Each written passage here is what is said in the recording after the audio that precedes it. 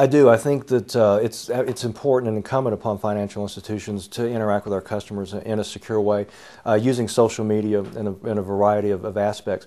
I do agree that the internet is an exceedingly dangerous place. I mean, if you look at Facebook right now, there's what, 500 million people on there. That's half a billion. That's roughly 1/12 of the world's population. There's going to be some bad guys out there, and I think it's incumbent upon banks to go out and provide sort of a lighthouse effect, if you will, warning customers that are already using social media some of the pitfalls of it. And I think we have an obligation to our customers to be involved with them in social media to kind of help guide the way, if you will. So have you taken specific steps to safeguard the technology you're utilizing for social networking? Oh, that's an absolute given. Yeah, we're very, very cautious. And for security reasons, I can't go into every detail of how we have our network secured, but it's extremely restrictive. And there's two different ways you can do this. I mean, obviously, we have a defense in depth strategy that every bank should have as far as physical and technical controls.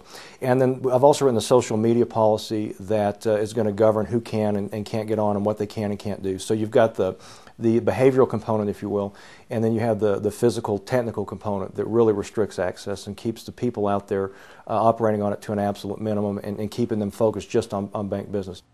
Given the inherent risks of social media, do you think that the benefits outweigh the risks if effectively managed?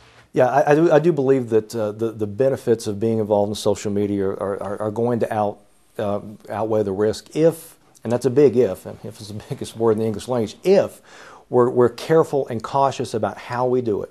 From a technical perspective, from an operational perspective, I really think that ultimately it's in the bank's best interest, it's in our customers' best interest that we as bankers go out there, and they're already in cyberspace, they're already on Facebook, they're already tweeting, they're already YouTubing, they're already doing all these things. And I think as a bank we have something of a responsibility to go out there and assist them. And there is an art to this. I mean, you don't want to be preachy. That's why I started blogging. I used to send these big, long, preachy technical emails that nobody read and nobody learned anything from it. So I had a social engineer one time call me, and this was a legitimate somebody trying to get information from me. And instead of just saying, be careful when somebody calls and starts asking these questions, I put it in a story format. And I wrote my first blog and I posted it on our bank's intranet, just internally. And the response was just overwhelming. People were like, this is fantastic. We can't wait for it. So I wrote another one.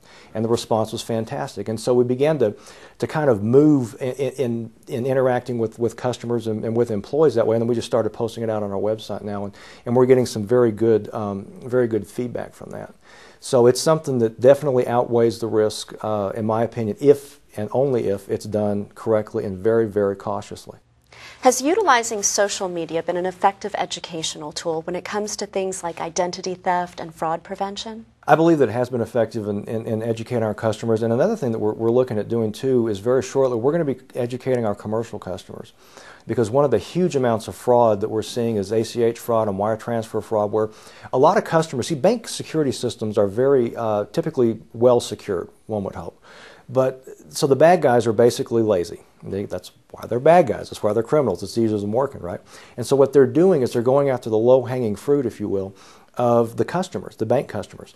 And you have municipalities, or you have churches, or you have other entities that are not, businesses that are not as cognizant about security because, hey, the bad guys are trying to steal from the bank. They're not trying to steal from me. So what they've started to do is go after these customer systems, commercial customers particularly. And we've seen some instances in Texas recently and other places as well where they hijack with a Trojan the customer's computer and use that computer to initiate wire transfers, ACH transactions, and things like that to the bank. Well, the bank honors those transactions because they've got their username, they got their password, they got the multi-factor authentication, and the money is gone. And so what we're trying to do, this is very much in its infancy, but this fall we're going to be offering live in-person classes that I'm going to be teaching on how to mitigate some of these threats and try to educate our commercial customers about doing some better security. We're going to videotape that. And then we're going to put it up on YouTube, and we're going to link it to Facebook, and we're going to link it to our website so that people can kind of benefit from that. Finally, what do you see as the next big thing in social networking with consumers? I do believe one of the next best things that's happening in the way we're going to be interacting with our customers is going to be through apps on like the iPhone and Android and things like that. I do think that's something that a lot of the younger generation is starting to use, and frankly, again, as smartphones get easier and easier to use, more and more people are going to use them. And I do think application-based banking and application-based customer interaction over smartphones is something that's inevitable.